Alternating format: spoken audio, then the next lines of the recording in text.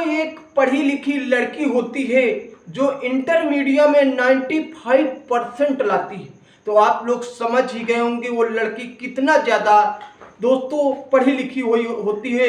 और इंटरमीडिएट करने के बाद अब वो दोस्तों स्नातक करने के लिए सोचती है और स्नातक में भी बहुत ही अच्छा परसेंटेज लाती है।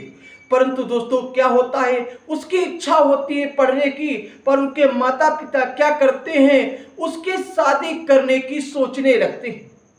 दोस्तों माता पिता उसकी शादी करने के लिए सोचते हैं और फाइनल दोस्तों स्तर तक अर्थात दोस्तों बीए थर्ड ईयर तक उसकी शादी करवा देते हैं।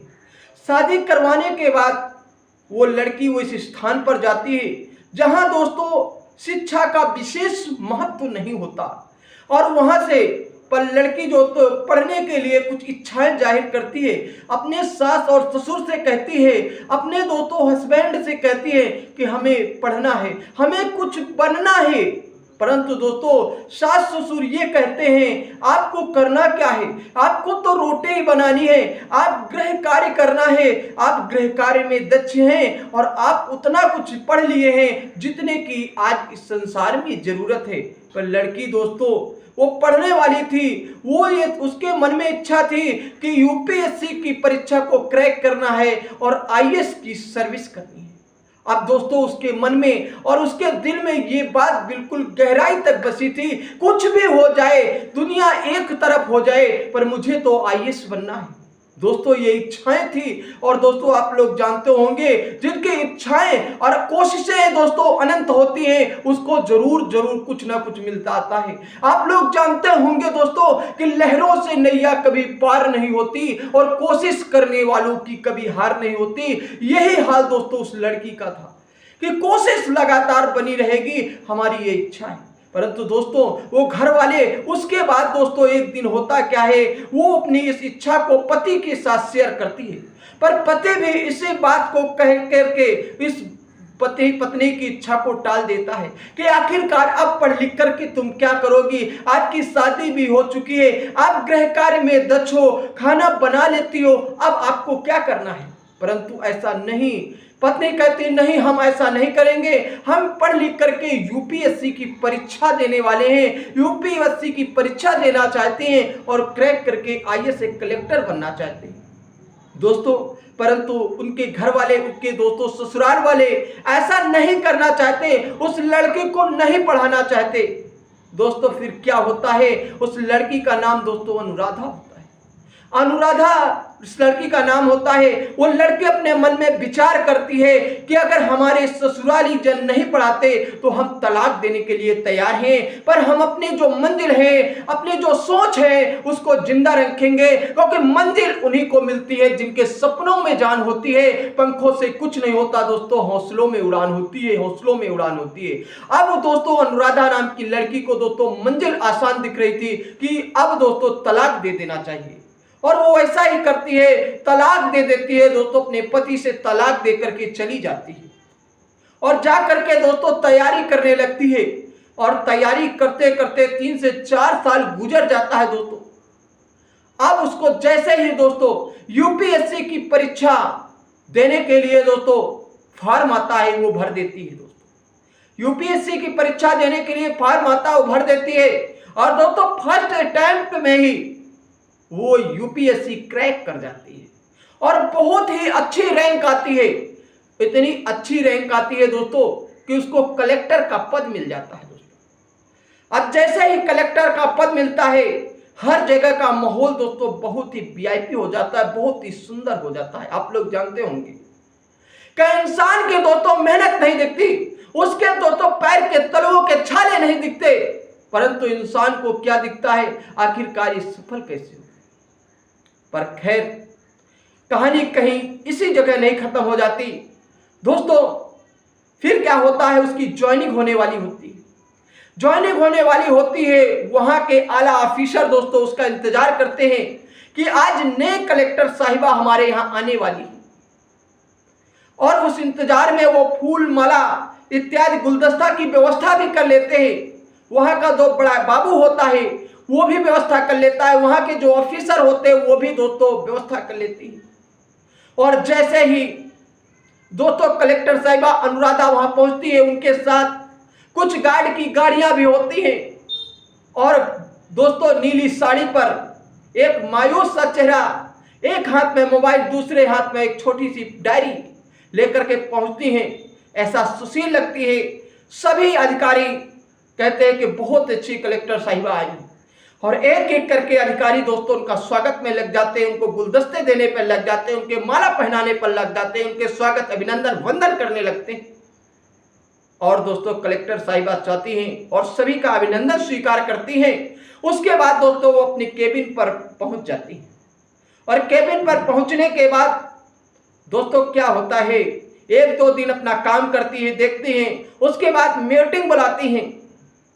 मीटिंग बुलाने के बाद वहां प्रेम सिंह नाम का एक सैनी, प्रेम सिंह सैनी नाम का एक सदस्य था जो क्लर्क के पद पर था। वो मैडम से दोस्तों आंख में आंख मिलाना अच्छा नहीं समझता था।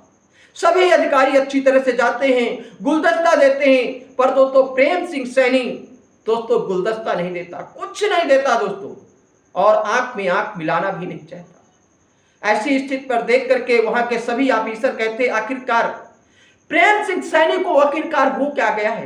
इतनी अच्छी दोस्तों कलेक्टर साहिबा आई हैं, फिर भी प्रेम सिंह सैनी उनसे आंख नहीं मिलाना चाहता, आखिर हो क्या गया है। और वो हुआ तो कुछ ऐसा था, आप लोगों को वो भी जानकारी मिलेगी, आखिर क्यों आंख नहीं मिलाना चाहता था, वो भी जानकारी आप लोगों को स्टोरी पर मिल जाएगी। फिर क्या होता है, एक दिन क्या होता है, कलेक्टर साहिबा मीटिंग बुलाती है, परिचय मीटिंग बुलाती हैं, और बड़े बाबू जो है सभी का परिचय करवाते कि आखिरकार कौन से पद में हैं, इनका नाम क्या है और इनका काम क्या है, सब कलेक्टर साहिबा से बताते हैं।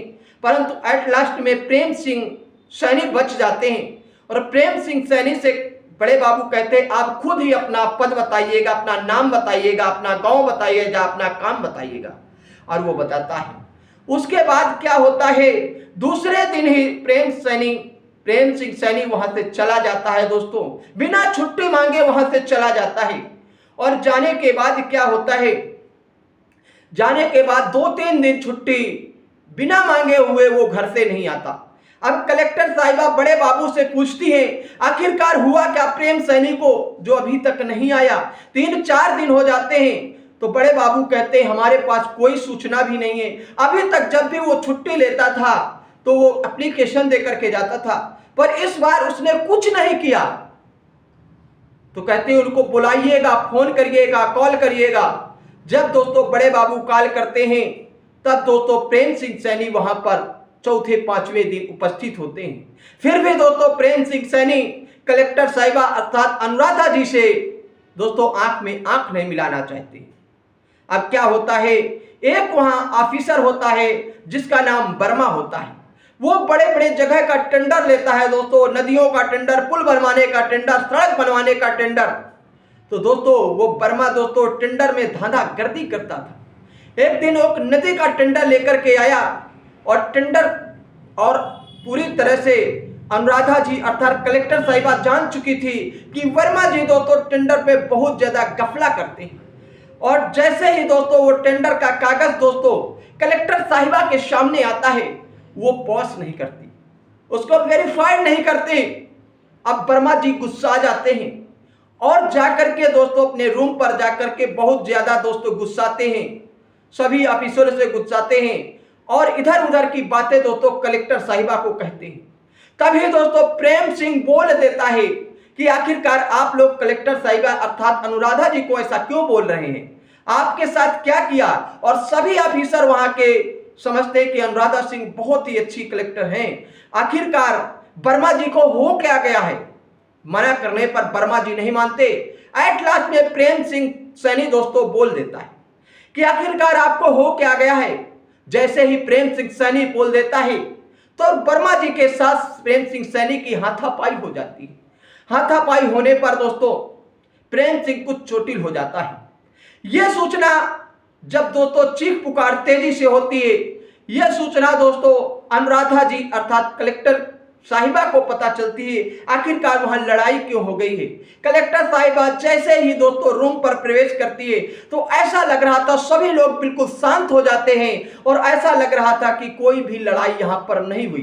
तभी दोस्तों कलेक्टर साहिबा वापस जाकर के अपनी कैबिन पर बैठ जाती हैं और बड़े बाबू को बुलाती हैं और उनसे पूरी बात पूछती हैं। तो बड़े बाबू बताते हैं कि आपको इधर उधर की गलत सलत बातें कह रहा था वर्मा जी, इसीलिए दोस्तों प्रेम सिंह सैनी आपके की तरफ से बोले और उनसे हाथापाई हुई। अब उसके बाद क्या होता है दोस्तों, वहां पर एक मंत्री आने वाले थे, तो दोस्तों वो दोस्तों मीटिंग बुलाती है। अनुराधा जी मीटिंग बुलाती है, मंत्री जी आने वाले हैं, मीटिंग बुलाती है और मीटिंग में कहते हैं कोई भी ऐसा दोस्तों यहां पर कर्मचारी नहीं होगा जो कल के दिन दोस्तों अब्सेंट रहे, अन्यथा उसे खारिज कर दिया जाएगा। उसके कहने पर दूसरे दिन क्या होता है, सभी कर्मचारी वहां पर आते हैं, सभी कर्मचारी की प्रेजेंट मौजूदगी दिखाई देती है, पर मैडम जी को प्रेम सिंह सैनी वहां पर नजर नहीं आते।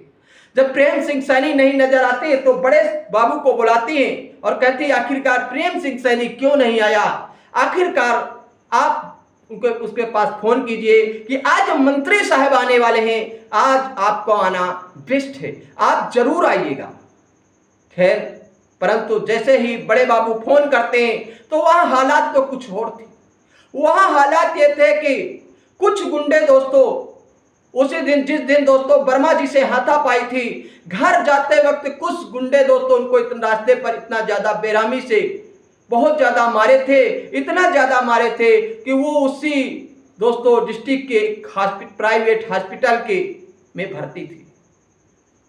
आप दोस्तों प्राइवेट हॉस्पिटल में भर्ती थे, उनको होश में नहीं था। ऐसा पता चलता है जब बड़े बाबू दोस्तों अनुराधा जी से ऐसी पूरी हकीकत बताते हैं कि दोस्तों आईसीयू वार्ड में पड़े हैं, उनको होश अभी तक नहीं है, तब अनुराधा जी के रोंगटे खड़े हो जाते हैं, आंखों में आंसू आ जाते हैं दोस्तों, आंखों में आंसू आ जाते हैं। पर करे तो क्या करे, कल दोस्तों कैबिनेट मंत्री को आना है और उसी दिन अनुराधा जी को यह भी पता होता है कि हमारे प्रेम सिंह सैनी जो वहां के बाबू थे, क्लर्क थे, उनके साथ दोस्तों वर्मा जी के कुछ गुंडे उनके साथ ऐसे कृत्य किया है। अब दोस्तों क्या होता है, अनुराधा जी फौरन अपने ड्राइवर को बुलाती है और कहती है चलते हैं, हम लोग प्रेम सिंह सैनी के पास चलते हैं। तब बड़े बाबू बोलते हैं कि बहुत ही जल्द मंत्री साहब आने वाले हैं, मंत्री साहब क्या कहेंगे, गुस्सा जाएंगे। परंतु अनुराधा जी ये बात नहीं मानती, कह रही ऐसा नहीं है, कुछ भी हो जाए हमें अपना कर्म का करना है, मंत्री जी कुछ भी हो जाए, गुस्सा जाए, खुशी रहे। और ड्राइवर को बुला करके अनुराधा जी चली जाती। और जैसे ही दोस्तों वहां पर पहुंचती हैं, हॉस्पिटल पर पहुंचती हैं, तो वहां पर लिफ्ट ऊपर जा चुकी थी।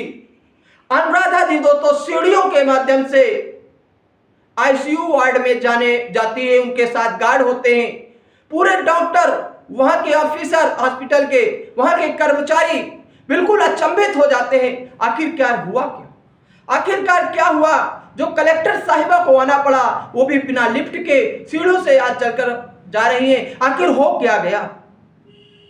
कलेक्टर साहिबा पूरे डॉक्टर की टीम भी उनके पीछे पीछे चल देती है, आईसीयू वार्ड में जाती है, देखती हैं, तभी दोस्तों प्रेम सिंह सैनी को तब भी होश नहीं आया था। अब दोस्तों क्या करती है, प्रेम सिंह सैनी को जब होश नहीं आया था तो डॉक्टर साहिबा थोड़ी देर रहती है, उसके बाद डॉक्टरों से कह देती है कि इनका बारीकी से दोस्तों निरीक्षण किया जाए, उनकी देखभाल की जाए, पल पल की दोस्तों इनकी देखभाल की जाए।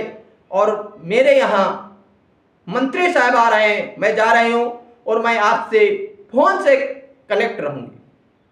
और दोस्तों अनुराधा जी अर्थात कलेक्टर साहिबा वहां से चल देती है। बहुत सारे फोन, 100+ फोन वहां आते हैं, पर किसी का फोन दोस्तों अनुराधा जी नहीं रिसीव करती। एट लास्ट में जब अस्पताल से नीचे उतर आती हैं तो बड़े बाबू का फोन आता है तब दोस्तों बड़े बाबू का फोन दोस्तों रिसीव करती हैं और बड़े बाबू कहते हैं मंत्री जी आए थे और गुस्सा करके चले गए। अनुराधा जी कहती है वो चले गए तो क्या करें, हमारा जो काम था हम कर रहे हैं, उनका जो काम था वो करें।